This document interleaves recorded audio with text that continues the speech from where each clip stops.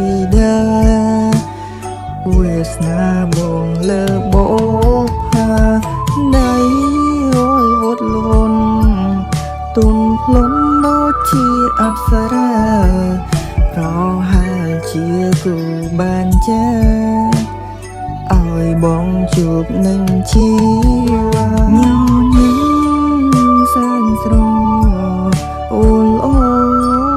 អត់ខ្យល់សម្រស់ដូចទេពធីតាវាសនាបងលើបោកហាដៃអូយវត់លន់ទុនភ្លុនដូចជាអប្សរា